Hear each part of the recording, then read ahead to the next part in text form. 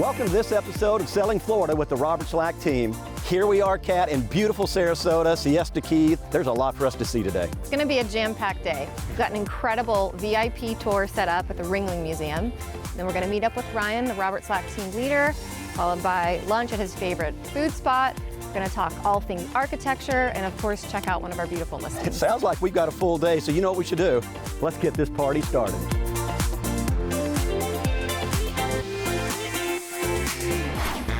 Search is over, baby. I'm right here, and I got. Welcome to Selling Florida with the Robert Slack team. Florida is a very good real estate market. What a place to live. You can do everything. We want you to come with us. Florida dream, right? I got it. You literally have everything. It's not about the home, it's about the lifestyle. You've got so much going on just right here, right? What a place to party. Let's get started right now.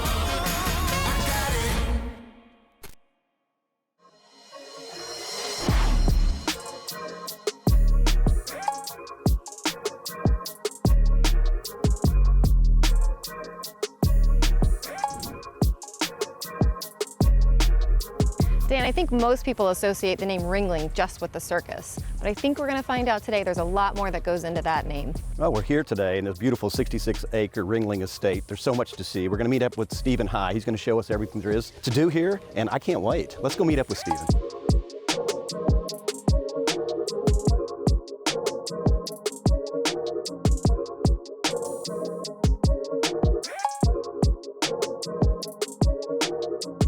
So Stephen, this is absolutely gorgeous. We're here, what, in the courtyard? Yes, courtyard of the John and Mabel Ringling Museum of Art. Well, tell us a little bit about this. This museum is one of many museums we have on our campus, but this is the original. This is why we exist. John Ringling in 1925 decided he wanted to leave a legacy. He was a major circus impresario. He was one of the wealthiest men in the United States at that time. So he started buying art in Europe and starting building a collection. And then he started building a museum. And by 1930, he had one of the major European collections in the United States. And he had this beautiful building here with David framing everything. And then since that time, really in the 2000s, we've really grown dramatically. We have just about 400,000 square feet of buildings on campus and over 200,000 square feet of gallery space. So we're the largest museum really in the Southeast and cover everything from circus history to European painting to contemporary art. I'm actually surprised. Now, there's an art museum, the museum, there's so much more here. It's not just, I thought we were gonna go see a circus exhibit. This is amazing. Yeah, it really is a fantastic museum, and the collection here is remarkable. We have the oldest circus museum in the United States. So there's so much going on here on campus that somebody is going to find something that they find of interest. I think you said this sits on 66 acres here. 66 This acres. is not a small piece of property. Yeah, yes. Well, I'd love to go see some more of it. Would Sure. you take us around? Let's go. All right, let's do it. Okay.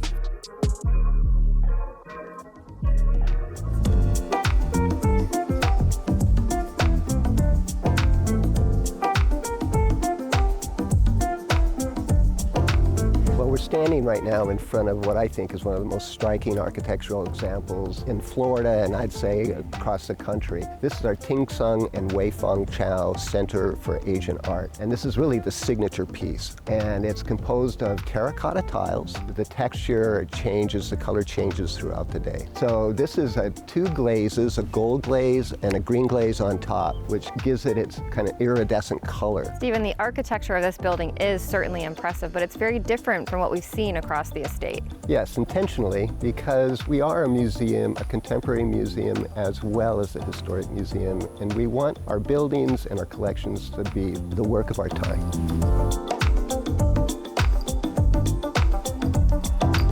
So we're standing now in the Ting Sung Wei Fong Chow Center for Asian Art, and this is the Chow Gallery. And this is a more traditional representation of art from the history of Asia from 2500 BC up until really about 19th century. Our main gallery out front here really talks about all the influences that occurred from Greece through to China and Japan, and the trades, the maritime trades.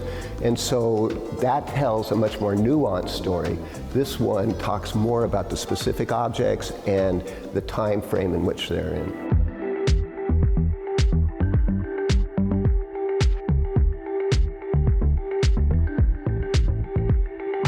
So Stephen, this feels a bit more contemporary from the Chow Gallery where we just left. Yes, it's kind of a contemporary gallery, although what we're showing here right now is Japanese design and paintings from the 30s. This particular show is featuring an interesting ballroom that was in Tokyo. It was called Ballroom Florida. It's this beautiful Art Deco, and then you have the modern Japanese woman in these different paintings here.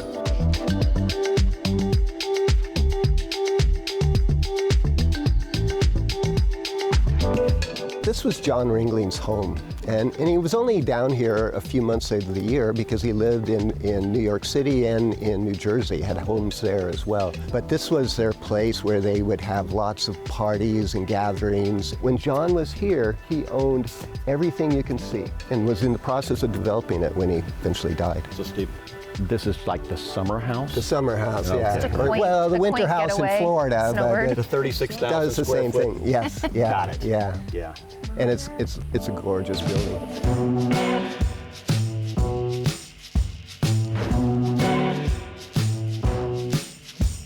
This is a little more along the lines of what I was associating with visiting the Ringling Museum. Yes, and the funny thing is that John Ringling would have never built this. He was focusing on arts and culture and his legacy. This museum is the result of our first director, Chick Austin, who saw the opportunity of really building this collection of the circus and the importance of the circus to American culture. And we're standing next to one of our biggest objects in our collection, and that's the Wisconsin rail car, where John would travel. He was the front man for the circus, so he would be in the front and he would tie this onto a train and they would cruise along. It came to Sarasota twice. It was the most exotic form of transportation. This is like a reception area where people would gather, and then in the middle there is really a kind of an office dining area. These are original wagons. We have a collection. These are sort of show wagons. When they would come into town, they would do a parade to attract people and get people into the circus. Kat, you're right. This is kind of what I expected when you think about Ringling, Barnum and Yeah. Bailey. This is the circus part, but there's so much more here that I had no idea. Yeah. Thank you. Well, absolutely. I always love talking about this place, as you've probably gathered.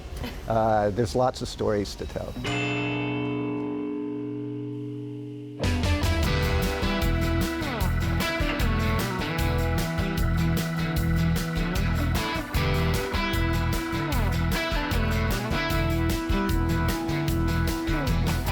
Ryan. Hey, how are you? How are you? Good to see you. Good to see you too. Hey man, how are you, Good to brother? see you. Absolutely. Last time we saw you was in St. Augustine. I know. Yeah. I know. And now you and your team are down here in Sarasota. down in Sarasota, absolutely. How do you love it down here? Oh, it's beautiful. So much going on down here. Your team's growing, the volume's growing. Yeah, absolutely. You're loving the beach life, I'm taking it. Yeah, I'm loving the beach life just a little bit. So tell us about the restaurant. You're going to introduce us to Yeah, Chef. absolutely. Chef Mark has been here for almost 10 years. Southern inspired, right here in the heart of Sarasota. So I'm super excited for you guys to take a look. We'll see what he's got. Yeah, let's do it. Thanks, man. Yeah.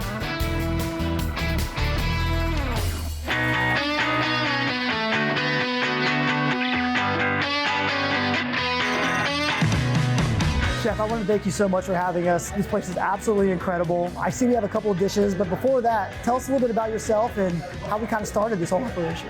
Oh, well, it started with a friend of mine sitting at a bar one day, and Where all good things come from. exactly. Good stories start with that. And we were just, sick of working for other people, and we decided right then and there that, you know what, we're going to give it a year, and we're going to open up our own restaurant. And a year later, we did, and we've been blowing and going ever since.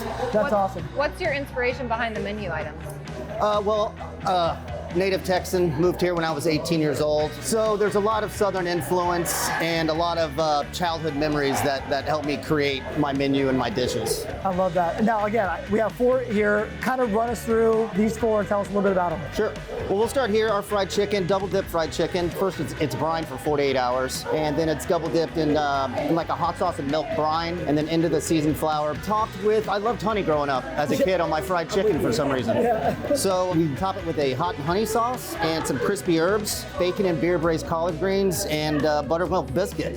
Very, very popular here. The scallop dish as well. It's on a bed of a Parmesan risotto style creamed corn with some very nice scallops that we get out of Massachusetts. And this is very different. This isn't your normal meatloaf. This is a 4 meatloaf. So there's bacon, there's chuck, there's brisket, and there is your normal ground beef in here as well. Red skinned on mashed potatoes, some more bacon and beer braised collard greens. So for those not from Texas, this is how you do meatloaf, real meatloaf with tomato base, not brown gravy. And here we kind of have a kind of like a Hispanic take on a salmon. So we cure it with a brown sugar rib rub. So it's cured for 24 hours, and then it's taken out and it's sauteed. We use cast iron for everything back there. It's over a grilled corn esquite, a little charred lime, and a baby tomato white wine butter sauce. How did you kind of come up with this? When I think of a dish, I'm just thinking like, how can I make it better and different than everybody else's? You know what I mean? So like for instance, with the tomato-based sauce we're talking about, this is our house-made ketchup. We make all of our mayonnaise,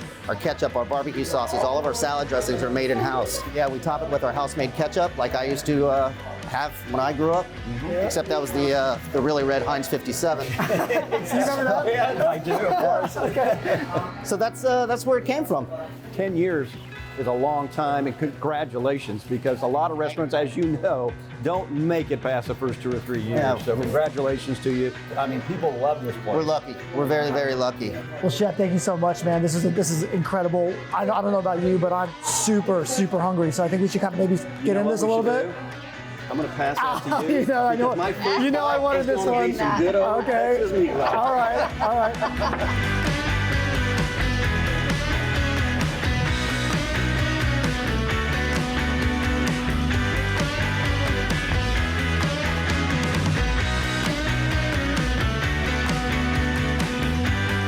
All right, guys, I don't know about you, but that was absolutely incredible. We can see why you come here so often. Yeah, absolutely. I mean, best dish in town. But I got to run, guys. I'm going to meet up with Max String of String Design. Really excited to talk about some architecture and some high-end design going on in the area. So I'll see you guys later. Really cool. Later. Yeah, absolutely. Have a good one, guys. All right, man. See ya. All right, see you later.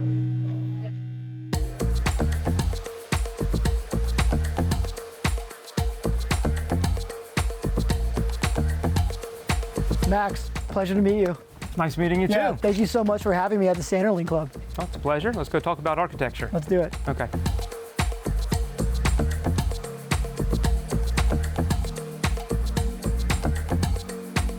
So Max, where does your passion for design come from? And tell us a little bit about your background. I grew up in a really cool modern house that was designed by Gene Leedy. And Gene Leedy was one of the Sarasota school architects. Not a school per se, it's a movement, right? The Sarasota School of Architecture was happening in the late 40s, early 50s and beyond, when a bunch of cool architecture was being done here on Florida's Gulf Coast. Who are some of the architects who were coming down here doing that? Give me a few of the names. The most well-known one is Paul Rudolph. Okay, right? talk about Paul and we'll come to some of the stuff that he's done over the past half century. So Paul Rudolph, he got to start here in Sarasota. It started off with small commissions, houses and whatnot. This is the Sanderling Beach Club that was designed in the 1950s. That also put him on the map. And he's done work all over the US, all over the world. But it all started right here in Sarasota. So would you say, obviously living in the Gene Leedy house, tell us a little bit about that and what was your experience like coming out of that kind of environment? So I was pretty much born and raised in that house. Yeah. And it was a house made of exposed concrete block, big, long, spanning concrete double T's, walls of glass. I mean, it was very impactful as a little kid growing up in that house. So without a doubt, I think that set me on a trajectory to become an architect. And Gene Leedy and his family were close family friends of ours too, of the Stranks. So I grew up surrounded by Gene Leedy and surrounded by his stories of people like Paul Rudolph and Philip Hiss and others of the Sarasota School movement. You know, again, growing up surrounded by these stories of the just modern architecture, I think I just had a very deep education and understanding of it from a very early age. it's funny, a lot of people had pictures of, Sports Illustrated swimsuit models up in their bedrooms. I had like Sid Solomon, kind of paintings that was, from the Sarasota school area and stuff like that. So I don't know, I had a disconnect in there at some point. But so after I finished my undergraduate at University of Florida, I came back and interned with Gene Leedy for about a year and a half. And then I went off to Columbia University for grad school in architecture. And now you studied under somebody who's very, very famous and who's since passed on. I believe Zaha Hadid. You trained under her for X amount of years. Tell us what that was like. What was that experience for you? It was brief. It was very brief. Okay. It was one summer in between semesters at Columbia University. Okay. She was a superstar. Sure. Her work is amazing. Quite the exact opposite of Gene Leedy too. All these flowing, sinuous curves and stuff like that. Yeah. And Gene is boom, boom, boom, boom, boom. Great, innovative work, mostly in New York, but all over. So a lot of your stuff is, again, Gene Leedy. You are kind of like that, 90 degrees, block, block, block. Did Zaha have, working with her kind of flowing and curved lines, do you implement that at all in your designs lately? Or has that any effect on you kind of moving forward in your career? It's hard to find some curves in our project. It is, I know, that's what I'm asking. Every now and then we sneak one in. You sneak one in, okay. Every now and then, but for the most part, it's, I think a lot of our work is just very practical. It's rational spaces. So I think every now and then you will see some angles and curves, but maybe it was too much of the Gene Leedy influence. Sure. But a lot of it also is just the exposed structure, celebrating structure, the indoor-outdoor connections. That's the stuff that really drove the Sarasota School of Architecture, and it was, a lot of it was because there wasn't AC back then. You had to design. No insulated glass. You had to design for indoor-outdoor spaces because that's where you lived.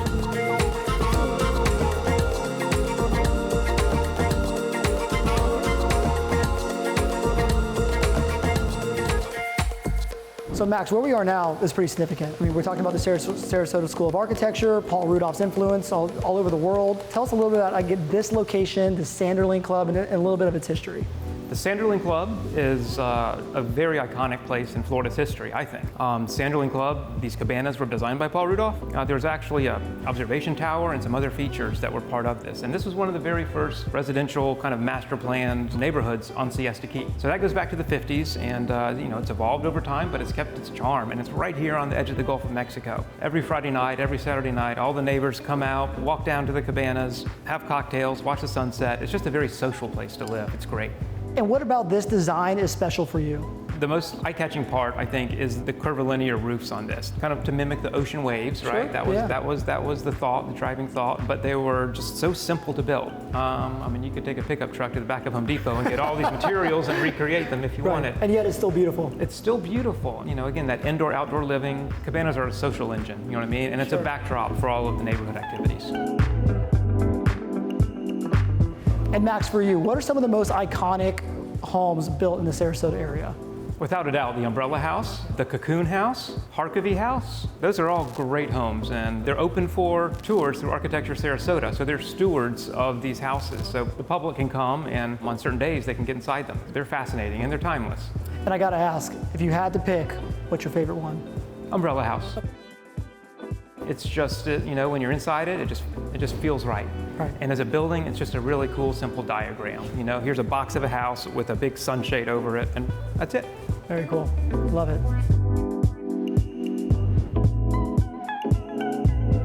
Max, it was such a pleasure to meet you. Truly an honor to hang out and learn about, why you love this area. Thank you so much for your time. Likewise, that was fun. Thank you, sir. Appreciate it. Yeah.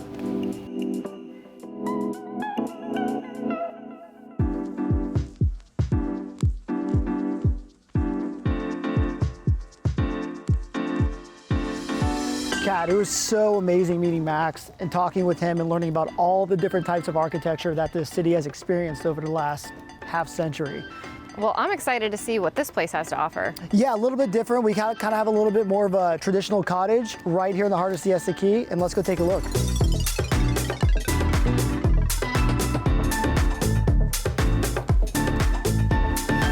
Wow, Ryan, this place was cute from the outside, but it's so unexpected.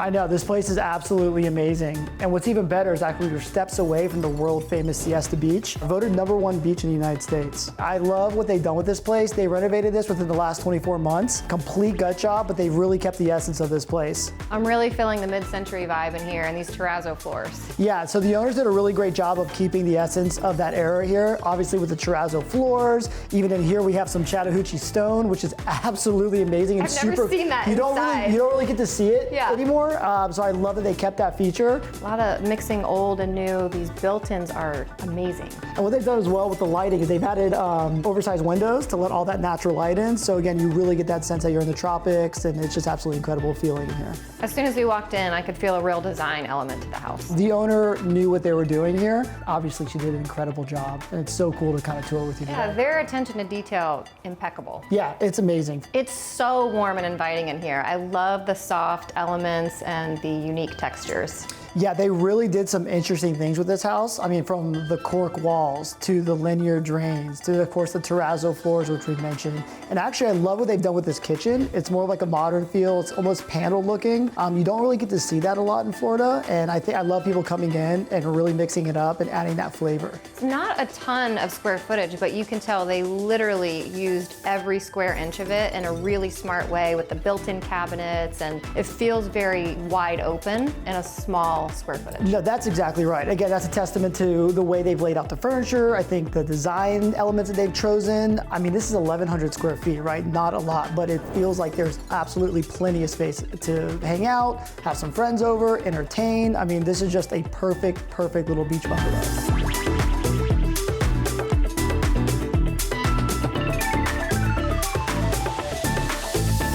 And how's this for Space Cat? I mean, this is massive. I mean, incredible. King size bed. I mean, again, we're just over 1,100 square feet. I mean, and it feels like just like a full-size residence. I love the design. I keep coming back to the design. This is the cork you were talking about. This is the cork I was talking about, and oh, it opens. Awesome enough is they've been really clever to actually incorporate these space-saving ideas into the design. So we have washer and dryer right here. And the shelves above it. And the shelves above it, all the built-ins. Totally concealed. And to your right is actually a massive closet as well. Love to show you that.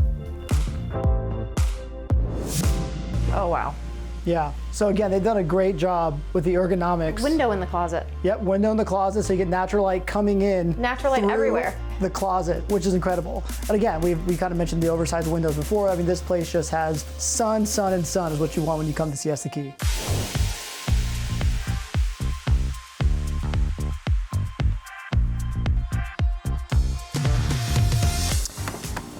And Kat, look how awesome this space is. It's adorable. I know, that's what I love about this house. There's so many like little hidden things about it that just make Doggy it that door. much better. There's a doggy door and an outdoor shower. I love the artificial grass idea here. I mean, this is such a phenomenal idea. And there's access to, this is the parking for the unit, There right? is. It's the parking for the unit, so you come in or out through this door here. Another testament to the upgrades they've done. This is a tankless water heater, and so they've just done a phenomenal rehab. Yeah, right off the kitchen, you could also put a built-in grill or Built-in grill, summer kitchen. bistro table. Whatever you wanted to do. I mean, but this little space has it all.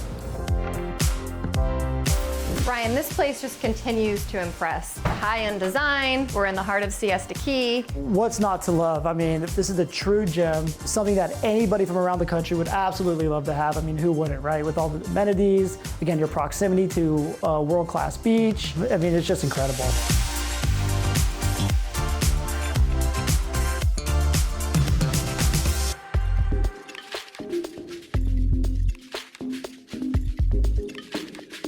Gary, thanks so much for joining me today. At Robert Slack, we're so lucky to have the resources at Florida Funding. I appreciate you having me today. There's so much to talk about. What a crazy market we're living through right now. A lot of uncertainty going on. I think there's some things we need to be diving into.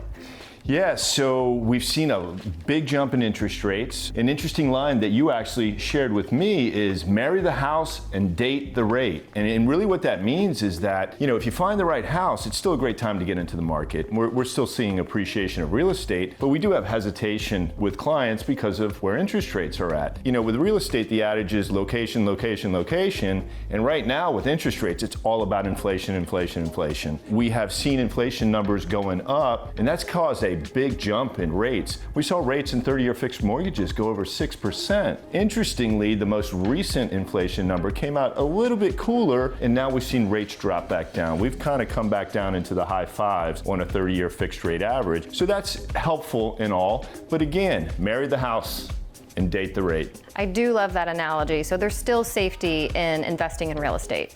Yeah, I think it's a great time to still be involved in real estate. It's really one of the only things that are appreciating at the moment. I mean, your money in the bank is losing the inflation rate, so it's going down 8%. Money in the stock market is going down. People who are investing in real estate are still realizing a great return. So again, that interest rate can be replaced, so if that's the objection, then we need to move on from that. Solid advice. Thank you so much, Gary. I appreciate you having me again, Kat.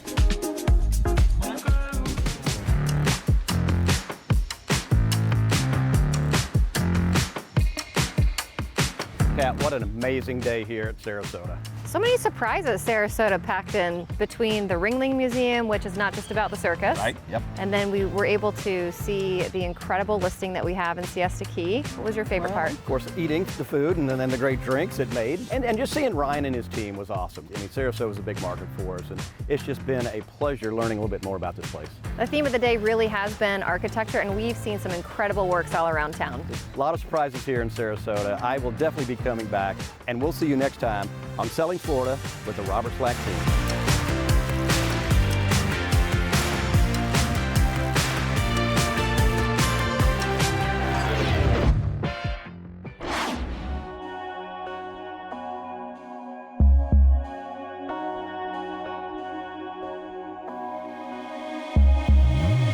University Groves, a friendly, newer, charming community very convenient to all the restaurants, shopping, and other fun along University Parkway. With its ideal location, charming homes for sale, and wealth of attractions and amenities nearby, University Groves is one of the best communities in Sarasota. No matter who you are, you're sure to feel right at home in this charming community that is conveniently located in Sarasota. This beautiful Tuscan-inspired custom home and the residences at University Groves is close to the mall at University Town Center, downtown Sarasota, minutes to Sarasota Airport, dining, and beaches. Move-in ready with 2,500 plus square feet of living space, 3-bedroom, 3-bath plus den, huge laundry flex room, and tons of storage throughout the home. Numerous upgrades include high ceilings, plantation shutters, crown molding, cherry wood cabinets, stone counters, ceramic tile, and woodlock rustic laminate flooring. Spacious master suite offers a large walk-in closet, private door to screen lanai, one guest bedroom with Jack and Jill bath, adjoining den office with built-in surround speakers could be 14-foot high ceilings and double crown molding. Additional built-in cabinets line the garage entry hall with Jack and Jill desk area. The oversized garage is large enough to accommodate a crew cab pickup. Very spacious and private fenced and walled backyard. Great community with brick paver driveways, sidewalks, and streetlights. Low HOA fees, which include lawn care and reclaimed irrigation water. Be creative and design the pool of your dreams. Floor plan available upon request.